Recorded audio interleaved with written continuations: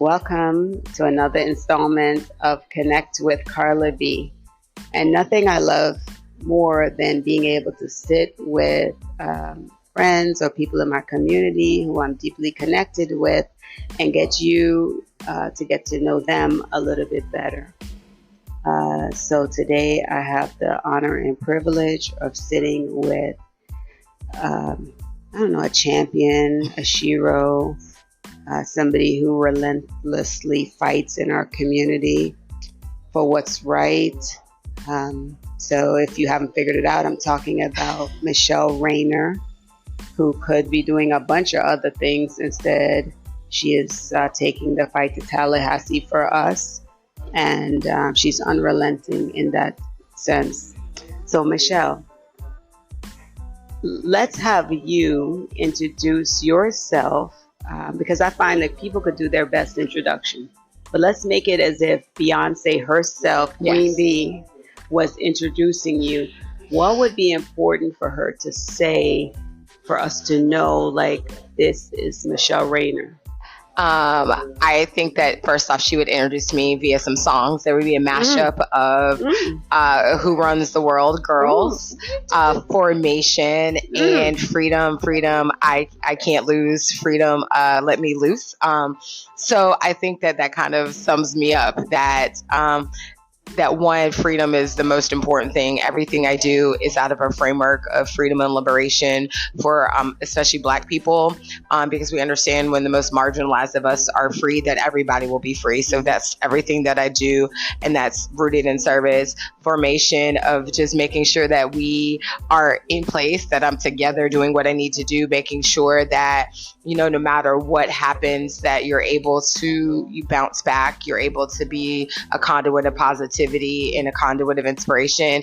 And at the end of the day, we understand that it is women that run the world. It is women that have been the change makers, that even the ones that you may not know. And we understand that even, especially for Black women, we think of Harriet Tubman, Sojourner Truth, even Betty Shabazz, or Coretta Scott King, Fannie Lou Hamer, all these women that I can think of, they are actually the ones that have propelled us to where we're at now. So hopefully she would say something like that. Well, dang. She would be singing it, and she'd be dancing. Yes, all of it. And you guys can't see, but Michele has these phenomenal finger waves, is what I would call it. Is it even a finger wave? It's a little bit. It's my shortcut that we finger wave it out a little bit. That I dyed it blonde, and it's Yeah. Turn around, let me see. And it has she ready. Little design on the side. The way they say it, she ready. She ready. Yeah, she ready. So Michele, you're like, first of all, do you even remember how we first connected? I don't. I was thinking about it, and I remember, I know that we connected when I was just a lawyer, and I was probably working with Dream Defenders. And then I think the real deep connections when I was thinking about running for office, and we went right to the frog pond and had like a 2-hour breakfast. Wow.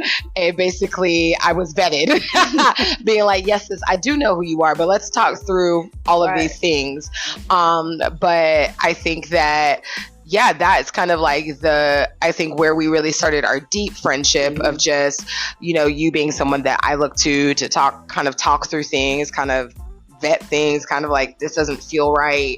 What are your thoughts are? Because obviously you are not just someone like, I'm in the community, but like, you're in the community. Because we have, there are people who are like, I'm in the community. And then y'all know. So, so that's kind of what, I think is kind of like, where I feel is was the line of where it came into a close sisterhood and friendship. Right, because I remember you from when you were doing the work supporting the young women who drowned. Yes. So I remember that, and then when you said you wanted to run, I clearly kept calling you the gift. I kept saying, this is a gift for our community, because y'all know I don't want to run. Every day I go someplace, somebody's like, oh, I ain't running. I'm not. What I want to do is always be 10 toes down. Yeah. But people who I know for a fact are not looking for self-interest. They're genuine about wanting to see progress and advancement for our community. And yeah, I could say that again. Our community, you know, I wasn't born here. I wasn't raised here. But this is where I gave birth to 2 children. Yeah. And this is where I've raised them. And I have, like I keep calling South St. Pete a town within a town. I don't know. It's my city. It's my personal city. Yeah, no, but for real though. Like, so I'm unapologetic about South St. Pete specifically being the place where I look to impact change. Like, y'all could be greater Tampa Bay, all this stuff. South St. Pete, we got you. So, like, what made you decide truly and really? Because I know it ain't easy.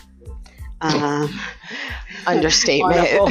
on a bowl of collard greens, it ain't easy. Understatement. It ain't easy. Making good collard greens is easier. To decide to just leave a good paying profession. Yeah. To almost be a target. Yeah. I mean, I will tell you, I to be completely transparent, I really ask myself that almost every day because even since I took office, I think that for folks who are tapped in, we can see that our state has devolved and not evolved, but it has devolved into something that majority of us don't want it to be. No. And you know, as a black woman who has a wife, as a black woman who is a part of the LGBTQ community, I identify as queer, but also like someone that can read and that appreciates the quote unquote wokeness that is being attacked. It is born out of service. Many, you know, some folks may not know my mother just passed and my father passed about 2 years ago, and they always were focused on service. You know, my mother integrated the University of South Florida, and I just received a letter that I posted on socials that literally talks about, but for her, they would not have had the ability to have the type of students and achievement. Wow. But for her deciding during Jim Crow South to go to a white school. Wow. And knowing what that took. And so for me, it's about really, I ran because it was what was right to do. I saw an opportunity to be able to make change, not just necessarily in a courtroom, but on a policy level. And I have been a target. But I think that if I wasn't doing my job, then I wouldn't be a target. That's right. So I'm okay with that. Right. So it's in your blood. Yeah. And it's, I get it honestly. Yeah. So, but you know, it has been, and it's really service because there are many days that I'm like, this is how we're moving. But I also understand that the people that I'm privileged to serve, they elected me because they know how I move. They know how I get down, and they know that as much as I can on my watch, I'm not going to let things go by and not speak truth to power and not do everything I can to stop it, whether it's in the chamber or whether it's on the street with them. You know what I mean? How do you maintain your sanity? 'Cause that's a real thing. No, that's a real, you're up there, you're alone. Yeah. I mean, so there are a handful of us legislators that are really close and tight. So I'm with them. But I mean, I'm going to be honest, like I'm in therapy. I do yoga. I meditate. Sometimes I have to pick and choose what events I go to. You may be like, oh, your aide was here. Yeah, because I just didn't have the capacity to go. I also know that I pick and choose the fights that I engage in Tallahassee, because I know that, okay, you know, for example, there was a anti-growth bill that was passed that deeply affected the people of Gainesville. I mean, it was just a bad bill. And I had a lot of thoughts on it, but guess what? I had just, before this bill came up, dealt with 3 other bills that I was asked to lead the strategy on. So guess what I'm going to do? I'm gonna sit down and take a beat. I'm gonna defer to someone else, the member of the caucus who's from Gainesville, Mm-hmm. and allow them to do that. And so also kind of learning how to balance that and learning that, you know, you don't have to do everything. Right. You don't have to do everything. So it's Pride Month in St. Pete. What does it mean to you to live in a city that, in a state where it seems to have a lack of tolerance at the governor's level? Mm-hmm. And here is St. Pete being bold. Mm-hmm. I think being bold. Yeah, And 100%. saying, like, you know, like, it's for all. It's a oneness. Yeah. And like, I think it's Wednesday of this week, I'm getting done in drag. Yeah. For the photo shoot. So Yeah, I am doing it. I have a couple of friends that are doing. I would do it. Yeah. To show the oneness of who we are. What does it mean to live in a place like this? Listen, let me tell you. For those who've watched like Handmaid's Tale, it's almost like the little cities of refuge within like the really horrible horrible parts of, you know, parts of the new country, right? I mean, I am very blessed that I get to represent this city. I don't take it for granted. Especially if I have friends who are same gender loving or identify as LGBTQ, they come to St. Pete if they're not from here. They're like, oh my God. Like, right. They're like, what? And I'm like, yeah. And I mean, I don't take it for granted that we have, you know, not only a mayor, but a city council, but community people that are inclusive, not just in word and in deed, but in deed as well, because it's the buzzword to be like inclusive. It's a buzzword to do all that. But like, how do you actually do that and actually show up for that, for the community? And so I love also, shout out to Dr. Byron Green, that like even St. Pete Pride, they're, you know, being more inclusive with really showing Black LGBTQ life and experience and making that a forefront. So shout out to him and Tiffany and Nicole, their ED, for actually doing that, because that, I'm gonna be honest, that was a criticism for a while. Like it was very white, like, and like Black and brown folks are part of the LGBTQ community, right? And our experience is different, and they are having those hard conversations, but not just the conversations, but also hosting events that are specifically centering Black, brown, LGBTQ people, right? And so I am really like, I'm not, you know, ever deluded of where I live. Like, I'm very lucky to live here. I'm very lucky to represent this city.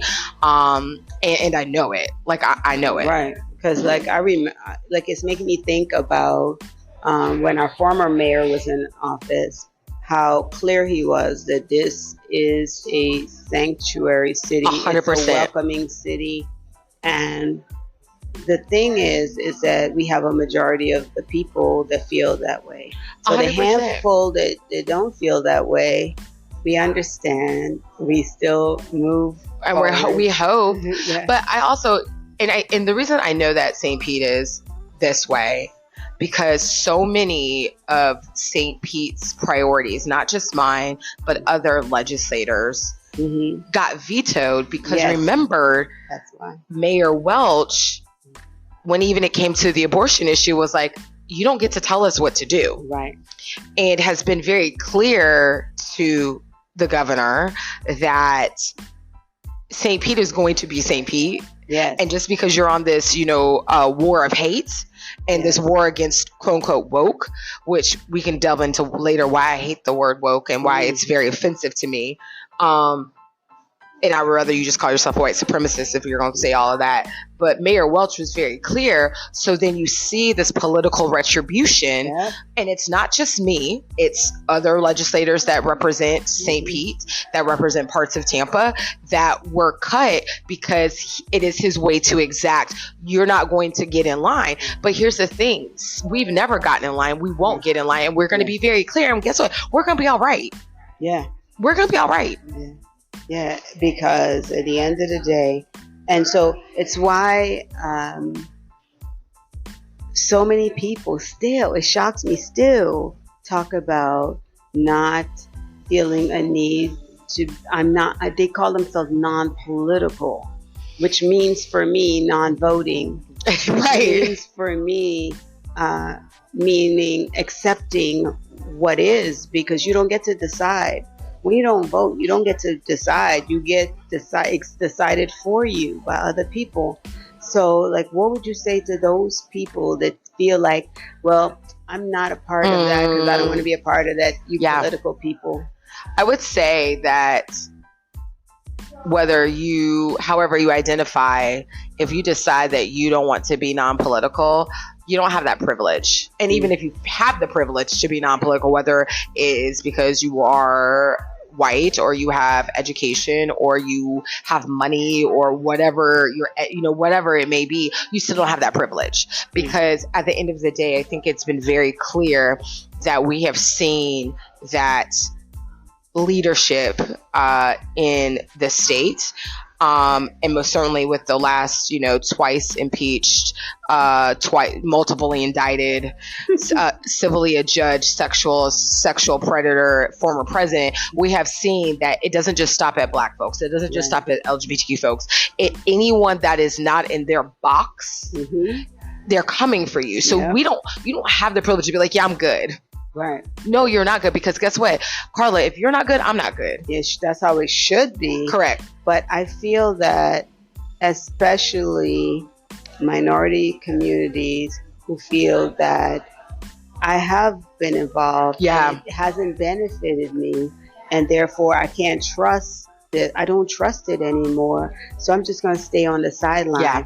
What do we say to them? I think first, like, I understand. I get it. I think your feelings are 100% valid. I think that, I get it. I always level set. I understand. But then the other part that I say is that I don't even go and talk about our ancestors. I talk about that the very people that we are fighting, the very policies that we are fighting, they are counting on you to get tired. They're counting on you to give up. They have stamina to try to wait you out. They have stamina to say, I'm gonna wait you out. We're gonna keep doing all of this foolishness, and if I could just wait, they're gonna get tired. So here's the thing: if you need to take a rest and you can't maybe work this cycle of the election, right? And you say, the best I can do for you is vote, right? The best I can do is vote and all of those kinds of things. Great. Because guess what? The beautiful part of community is that I'm going to come and make sure that you're to kind of pick up your slack. So take your rest, but don't stop. And that is my message to folks. If you had just a day to yourself right now in your world, what would you do? A day to myself right now in the world, I would basically go to the beach, but not in America. Not in the United States. Where's the best beach you've ever been to? Belize has beautiful beaches. Okay. But I also got to shout out our beach right here in St. Pete. Don Cesar is beautiful. Treasure Island's beautiful. So for folks who can't necessarily get on a plane, we have gyms here. Pasta Grill, beautiful. I'm a North County girl, so I love me good Clearwater. But I would probably go to either Belize or Jamaica. Both are two of my favorite places. We have family there, and I would just kind of sit by myself quiet and just because there's a book that I think that I'll shout out. It's called Rest is Resistance by Resistance by Trisha Hersey, Black woman, and she is the founder of the Nat Ministry, and she talks about how rest is not something we earn. Rest is our birthright. Rest is what our ancestors leaned into, even when they were enslaved. And she kind of goes through this whole thing of we don't rest just to labor more. We rest because that is what is our right to do. Right. And so in my personal time, what I would do is go on a beach and rest, but I also try to incorporate that in my real life as well. So yeah. Yeah, I'm being told I need to figure out how to take 4, 5, I forgot how many, just breathing breaks throughout the day. To just that time for myself. I started Pilates, so that almost feels like yoga again, meaning like it's the one movement, time that I feel like I am doing something for myself. Because here's the thing, especially when it comes to physical fitness, nobody else could do it for you. I wish they could. I wish they could. To be present and to actually do it. What does Michele Rayner want to do? What do you desire to do next? Oh, wow. Okay, Carla. Well, why am I here if I'm going to ask? But you know how I am. If I think it, I'm asking it. So, what do you want right to do? now, I am in divinity school. Okay. That's right. I saw that. Yeah, I'm getting my master's of divinity from ILIF. And I really want to, I'm working with Allendale, doing a lot of social justice work with them. I want to do something around like, what is it? I preached a message a couple months ago about what happens when we get free, like, and working our way backwards, right? Like, we're at freedom, but what are the things that we had to do to get to freedom? And so kind of, working with organizations and individuals to kind of in different components to get us there, right? So like I said, I started off, everything I do is in the framework of liberation.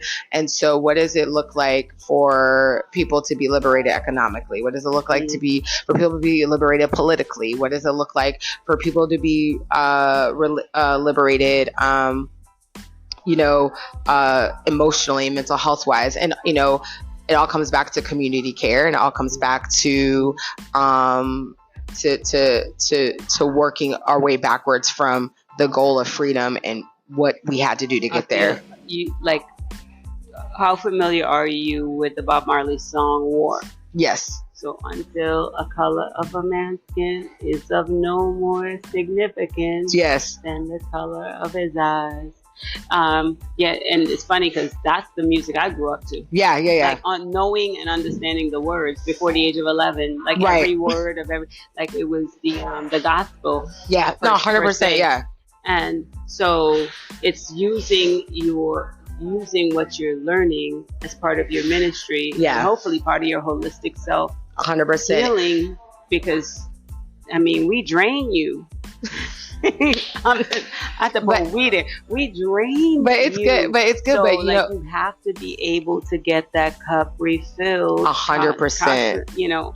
I know for myself, y'all be draining sometimes. I mean, I love y'all, but no. And I've had to I think I shared on Facebook, like, I was like, people were like, oh, this event, or I'm like, y'all, my mother just passed. Like, can you give me like 5 minutes? Please, and thank you. My staff is still answering phone calls, they're still answering emails, they're still going to events. But also like understanding, while you are called to serve, that does not mean you do not serve yourself. Right. And because I can't serve you if I'm not serving myself. And so also understanding like what that looks like in a healthy way, what that looks like as boundaries, what that looks like to be like, oh my God, thank you so much. Like, I'm really glad you thought of me, but I'm going to have to decline, or guess what? My aid's going to be able to go, or such and such or such and such.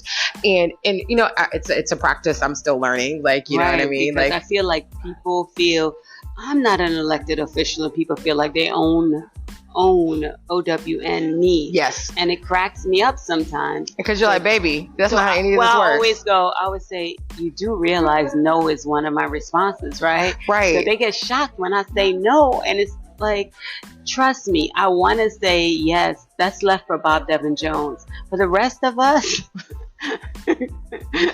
I love you, but I'm going to say no, and I'm good with my no, because I give so many yeses. And it's hilarious because I've gotten, oh, well, I pay you. And I said, well, I make $1.16 a day from the legislature. So no to you. And then if we divide that by all of the people in this district. Right. So like, in your own words, math ain't math. The math don't math, sweetie. So, but I get it, because guess what? There's got to be a way for us to help people understand. I am here to serve. I don't think there's other person more qualified to serve us in this district? And in my mind, I secretly believe it's because you're an attorney. Because I don't want to be up there reading all that paperwork. It's a lot of paperwork, and it's a lot of legality. But and the legal need terms, is so though. great, though, and so where it's like, I understand that people are pulling on you. I also understand because the need is so great, and unfortunately in Tallahassee, Republican leadership has prioritized all of these culture wars instead of meeting the needs of people, right? Mm-hmm. And if we actually do what government was supposed to do and meet the needs of people, and myself and Representative Anna Eskamani, we filed a transformative housing bill that didn't even get a hearing. That literally would have transformed the way that we thought about housing based off of other states that were our size. Florida is the third largest state in the nation. Really? I did not know. The third largest state, I believe, based on population, based on landmass, population. And I believe that we're one of the fourth largest economies in the world. Wow. So what are we doing? Right. Why are people not being able to have afford to the things they need to have to live, healthy lives? Why are we still waiting on the kid care bill, kid insurance for children to get signed because the governor's holding it over people's heads? So, while I understand the pooling, I also understand that the need is so great because we're not. I can't. Well, I know I'm going up there doing what I'm supposed to do, but Republican leadership, the people that are in power, they are not going up there to solve the problems that people actually need them to solve. How can we help? How can I don't laugh when I see regular people like me, or how can people who are not elected official, how can they help? What are the things that we should be doing to be helpful to those we elect? So I think a couple of things. One, I'm going to base it in community care, and community care is really collective care, us caring for our people, whether it's on a micro or macro level, right? And so part of community care is organizing. So you don't have to say you're not really into the Democratic Party, right? Cool. You have a church, you have a neighborhood, you have a synagogue, a temple, or a mosque, or a book club or whatever. To have conversations with people, start talking to them, start figuring out what's important to them. Okay, then election comes around. Okay, once again, you are not, so you're organizing. Okay, you're not really into the Democratic Party, but you have a neighborhood. Go knock on your neighbor's doors. Are you registered to vote? Okay, cool. Great. Okay, let me talk to you about it, because you're not an organization. You're just a neighbor asking your neighbor if you're registered to vote. So not only registering to vote, but educating people on that, and then finding that home, whether it is through whether it is through the party, or whether it is through an organization, or whether it's just your community of people coming together and mobilizing them. So when it's time to vote, when it's time to do those kinds of things, when it's time to go knock doors for a candidate, you're able to do that. And so for me, I always tell people, I don't want you to be in love with Michele Rayner. I'm glad that you love me, but Michele Rayner is going to stop doing this at some point. Right. You need to be in love with making sure your community has everything it needs, and that you're doing everything that you can, because when you do that, then you'll elect people who are in alignment with your values. Right. Focus on the values. Correct. And find the people. So you got your hair done today. I did. Happy Juneteenth to me. I just went to a local store, and the girl saw my shirt and she said, "Wow, it's June 19th." And I'm thinking, what was it about my shirt? And then I walked through the store, I saw other people staring at me. It says Black History Matters. Yeah. And it looks like we're going back to old school and making sure that we are educating. And to me, that's perfectly okay. Because then we make sure that the knowledge that kids in our community are getting is accurate. We don't have to compete with the textbook. But 100%. it belongs. If we're going to teach history, let's teach history. Correct. And if this is a part of the history, why are we being so intentional about eliminating it? But you and I can go back and forth. Child. I want to allow you to enjoy the rest of your day. Well, and I want to you. thank you for taking time to sit with us. And I love your intentional rainbow polish on just some fingers. I love it. Somebody had to do that, y'all. Yeah. Look, I got farm hands. I painted these in the car. I'm screaming. I'm laughing. Listen. So you reminded me about self-care. Self-care. Listen, and I went back to my my nail tech, a wonderful Jamaican woman who I love her, and so I go to her, and it's only you in her shop when you're in there. So it's just you and her, really? And you just sit and we watch either African telenovelas or Jamaican telenovelas. Well, send me her contact. I need to go sit down and she'll give you a little glass of wine. Girl, she's great. She's great. So we're gonna expand her network real fast. Listen, but Michelle's gonna be like, I don't want to expand it so much that when I call that I can't get in. So, sis, thank you. Thank you. And hopefully we left you guys with some bits and bites to chew on. Until next time, please share and connect with Carla B. All right. Be safe, y'all.